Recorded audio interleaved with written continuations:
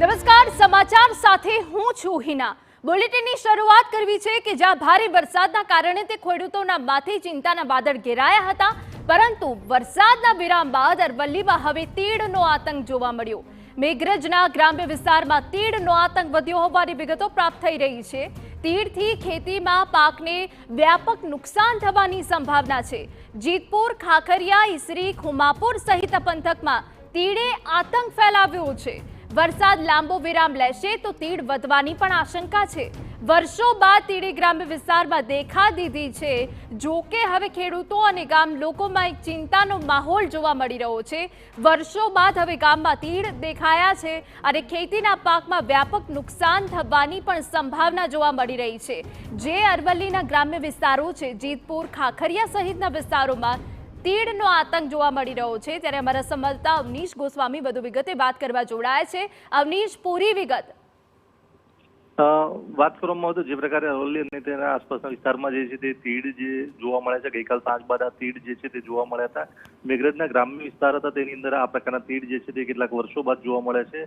ખાસ કરીને જીતપુર, ખાખરિયા, ઈસરી અને કુવાપુર સહિતના વિસ્તારમાં તીડ જોવા મળે છે, જેને લઈને સ્થાનિક ખેડૂતો જે છે તેઓને પણ ચિંતા સતાવી રહી છે કે હવે આ તીડ જો જે લાંબો વિરામ વરસાદ લે તો તીડ પોતાના ખેતરના પાકમાં પણ નુકસાન પહોંચાડી શકે છે, અને જેના કારણે આ એક ભીતિ જે છે તે વર્તાઈ રહી છે।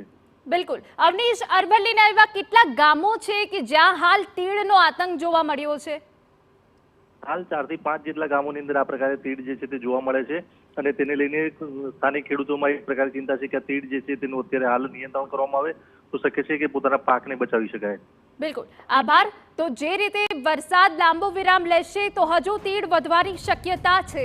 સૌથી વધારે પાકને નુકસાન કરે છે તીડ, ત્યારે ખેડૂતોમાં પણ ચિંતા ફેલાઈ ગઈ છે। વરસાદે તો વિરામ લીધો છે, પરંતુ અરવલ્લીના જે ગ્રામ્ય વિસ્તાર છે, મેઘરજના જે ગ્રામ્ય વિસ્તાર છે ખાસ કરીને, ત્યાં તો તીડનો આતંક અસહ્ય જોવા મળી રહ્યો છે। તીડથી ખેતી પાકમાં વ્યાપક નુકસાન થવાની પણ સંભાવના છે। હવે જ્યાં એક તરફ ભારે વરસાદ અને પૂરના કારણે ખેડૂતોને રાતા પાણીએ રોવાનો વારો આવ્યો હતો, ખેડૂતોના ચિંતાના વાદળો ઘેરાયા હતા, તો હવે જ્યારે વરસાદે વિરામ લીધો છે ત્યારે ફરી એક વખત ચિંતાના વાદળો ખેડૂતોના માથે ઘેરાયા છે, કેમ કે હવે તીડનો આતંક આ ગ્રામ્ય વિસ્તારોમાં જોવા મળી રહ્યો છે। અને હજુ પણ જો આ વરસાદ વિરામ લે છે તો હજુ પણ તીડનો આતંક વધવાની શક્યતા છે, જેને લઈને ગામ લોકો અને ખેડૂતોમાં પણ ચિંતા જોવા મળી રહી છે। ત્યારે ખેતી પાકમાં વ્યાપક નુકસાન થવાની સંભાવના છે। હવે તીડથી બચવા શું કરવું જોઈએ? તો ખેતરમાં ઢોલ, પતરાના ડબ્બા, થાળીઓ વગાડી મોટો અવાજ કરવો જોઈએ। તીડવાળા વિસ્તારમાં કેરોસીનનો છંટકાવ કરવો જોઈએ। રાતે જ્યારે તીડ બેઠા હોય ત્યારે ખાસ કેરોસીન છાંટવું। મેથાથિયોલોન 25 કિલો અને ક્વિનાલ ફોર્સ દવા છાંટવી। તીડનું ટોળું આવતું હોવાની જાણ થતાં લોકોને સાવધ કરો। કેરોસીનના કાકડા અથવા સળગાવીને તેને પણ કાગળ સળગાવીને પણ ભગાડી શકાય છે। લીંબોડીની માંજનો ભૂકો અથવા લીમડાનું તેલ પણ વાપરી શકાય છે। કીટનાશક દ્રાવણનો છંટકાવ કરવાથી તીડ છોડ ખાતા નથી। ઊંડી ખેડ કરીને તીડના ઈંડાનો નાશ કરી શકાય છે। અનુકૂળ જગ્યાએ લાંબી ખાઈ ખોદીને તીડના બચ્ચા દાટી દેવા। ઝેરી પ્રલોભકા અને એ સિવાય જંતુનાશક દવા, ગોળની સસી અને ક્વાનાલા ફોસ છાંટવું પણ હિતાવ છે। તીડ અંગે વહેલી તકે તંત્રને જાણ કરવી। આ તમામ બાબતની હવે સાવચેતી ખેડૂતોએ રાખવાની છે।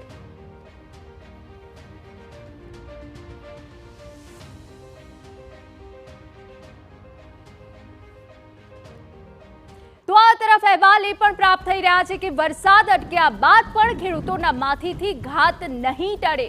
ઊભા કૃષિ પાકોમાં ફૂગજન્ય રોગની શક્યતા છે। રોગને લીધે ઊભા છોડ સુકાઈ જાય તેવી સ્થિતિ છે। મગફળીના પાકમાં મુંડા પડવાથી મોટા પાયે નુકસાનની ભીતિ પણ છે।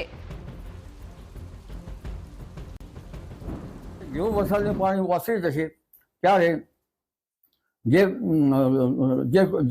વોટર લોગિંગ જે પાકો છે પાણીમાં, તેના કારણે એ પાકોમાં પાણી ઓસરી જતા તેમાં ફૂગજન્ય રોગ આવવાની શક્યતા રહે છે, જેના કારણે સુકારો આવતા પાક ઊભો સુકાઈ જતો હોય છે।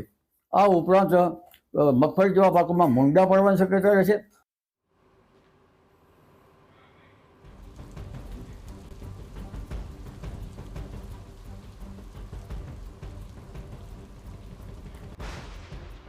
તો વરસાદ અટક્યા બાદ પણ ખેડૂતોના માથેથી ઘાત નહીં ટળે, જે રીતે અંબાલાલ પટેલે આગાહી કરી છે, રોગના લીધે ઊભા છોડ સુકાઈ જાય તેવી સ્થિતિ બની રહી છે અને સાથે સાથે એક તરફ તીડનો આતંક પણ ખેતરમાં જોવા મળી રહ્યો છે, ત્યારે ખેડૂતોના માથે હજુ પણ ચિંતાના વાદળ છે।